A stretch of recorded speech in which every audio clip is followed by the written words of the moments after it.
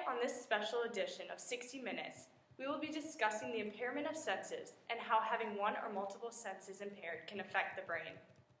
We will also be taking a look at a few historical examples of people born without a sense versus those who have lost the use of a sense much later in life.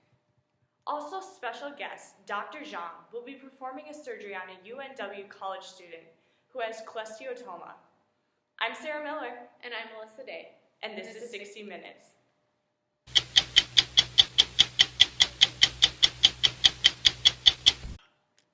Now we will be speaking with Professor Alicia, who has her PhD in history and wrote her thesis paper on influential individuals who have sense impairments.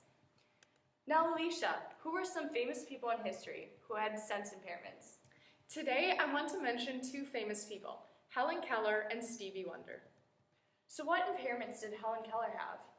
In 1882, at the age of 2 years old, Helen Keller fell ill. She became blind, deaf, and mute as a result of this. However, Helen was able to overcome this and graduated with a college degree in 1904. So as someone who is blind, deaf, and mute, how did Helen overcome these seemingly impossible obstacles to obtain a college education? Because of Helen's disabilities, she was very reliant on her sense of touch. Before her tutor, Anne Sullivan, arrived on the scene, Helen was simply throwing tantrums and remaining idle. Sullivan tried handing objects to Helen and then tracing the letters, spelling the object on Helen's hand, but there was no connection. The breakthrough for Helen came when Sullivan triggered recognition by associating two different feeling sensations at once. She ran water over one of Helen's hands and then traced the letters on the other. Coupled together, Helen understood, and that night alone, she was able to learn 30 new words. After this life-changing event, Helen Keller went on to meet Mark Twain, talk before Congress, help found the American Civil Liberties Union, and write several influential books. You also mentioned Stevie Wonder. Was he born blind, or did he become blind as a child? That's a great question. Interestingly, Stevie was born 6 weeks premature, and his retinas detached due to diminutive growth of blood vessels in the back of his eyes. The oxygen in the incubator agitated this condition, and Stevie was permanently blinded. What many people do not know is that Stevie Wonder also lost his sense of smell in a serious car accident in 1973. This resulted in temporary loss of his sense of taste, which makes sense as smell and taste are often connected and associated together. So what evidence can we see of Stevie overcoming the obstacle of his blindness? Stevie was able to play piano, harmonica, and also drums proficiently at the age of 10, which is amazing. An interesting hypothesis would be that Stevie's auditory and touch senses were stronger than average due to the loss of his sight early in his life. So what should we ultimately take away from the lives of these incredible, influential people like Helen Keller and Stevie Wonder? I think that the lives of these two individuals can encourage those with and without sense impairments. Their stories should encourage us to have the courage to face any obstacle in our path, no matter how detrimental it might seem. Thank you, Alicia. Next, we will talk to Dr. Zhang about the brain's adaptability.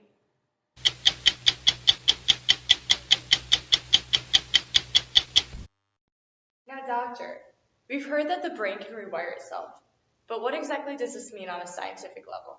That's a great question. First of all, the phenomenon of the brain's adaptive ability to rewire itself is actually called cross-modal plasticity. It is a reorganization of neurons integrated into the function of two or more sensory systems. This is the case in patients who have lost senses.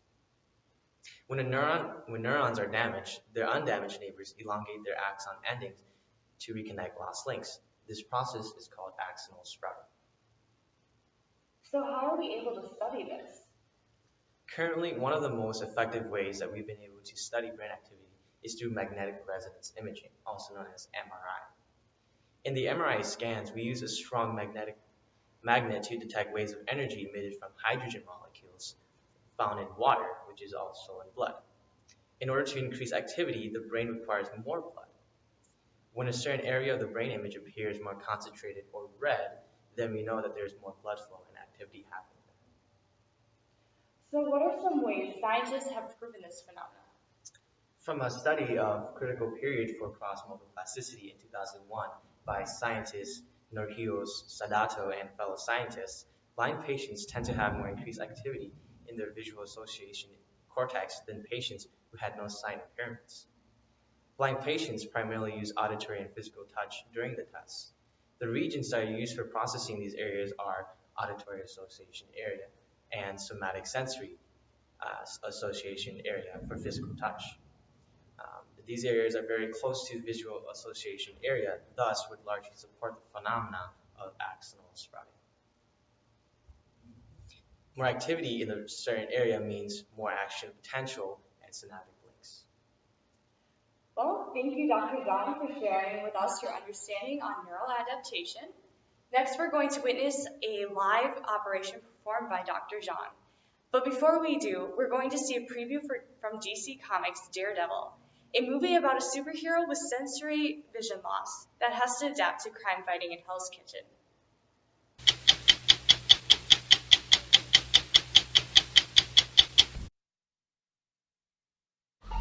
Are you here to confirm that Daredevil is responsible for this, Detective? There is no proof that Daredevil even exists.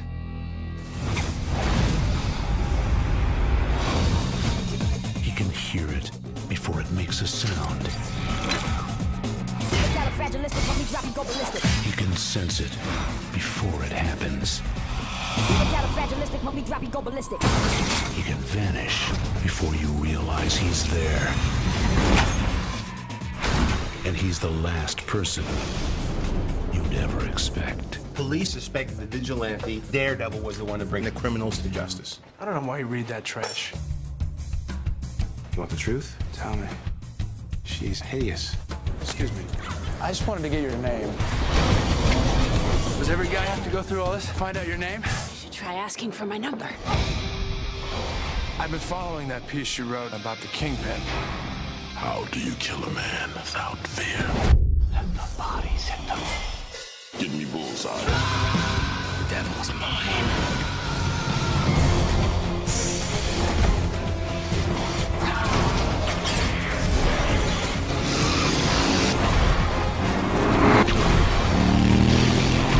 I hope justice is found here before justice finds you.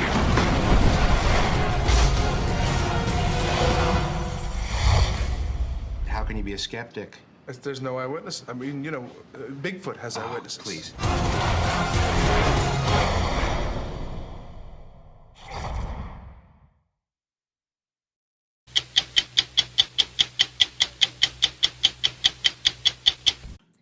Wow, what an interesting movie. I'll definitely have to check that one out.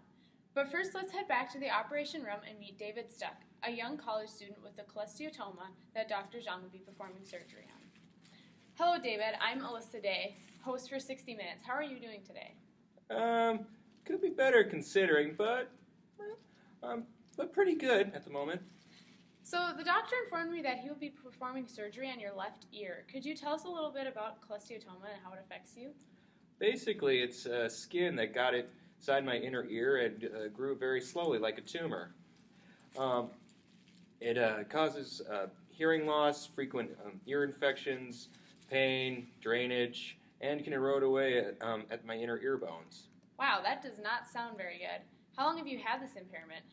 I've had it for about 15 years, and it was only until recently that it was noticeable. After surgery I had, my first surgery I had, I had complete hearing loss in this left ear. Wow, how have you managed to cope without the ability to hear in your left ear? My right ear is significantly compensated for the other, which has caused me to always cock my head to the left, so that my good ear is facing whatever I'm hearing. My sense of touch has also improved to help me be aware of my surroundings. Well, good luck with your surgery.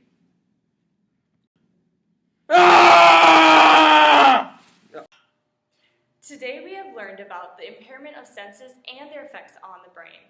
Hearing from historian Alicia, Dr. Jean, and surgery patient David has given us great insight into the world of sense use and loss. It has given us a greater understanding of the process of sense compensation. Senses are vitally important in the grand scheme of biology. They allow us to fully experience our surroundings and to help us to learn, communicate, and respond to stimuli. However, we have learned that the body, in its intricate design, has the ability to compensate for senses lost and even senses that were absent from birth. Having the opportunity to hear these stories of historical figures who've had experiences with sense loss, as well as being able to hear from a former cholesteatoma patient, has helped to greatly expand our understanding on this topic. Thanks for watching. And I'm Sarah Miller. And I'm Melissa Day. And this is 60 Minutes.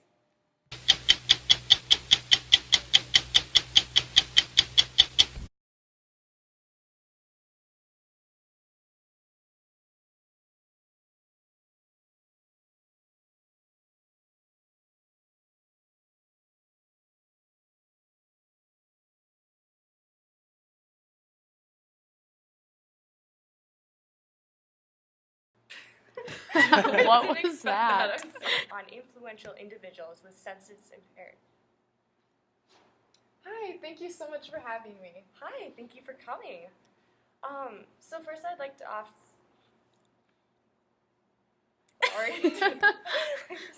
and was overly reliant on her sense of touch. Her tutor, Anne Hathaway, tried handing objects to Wow, what an interesting movie. I'll definitely have to check that out. But first, let's head back to the operation room and meet David Stuck, a young college student with a cholesterol... Oh gosh, now I can't say it.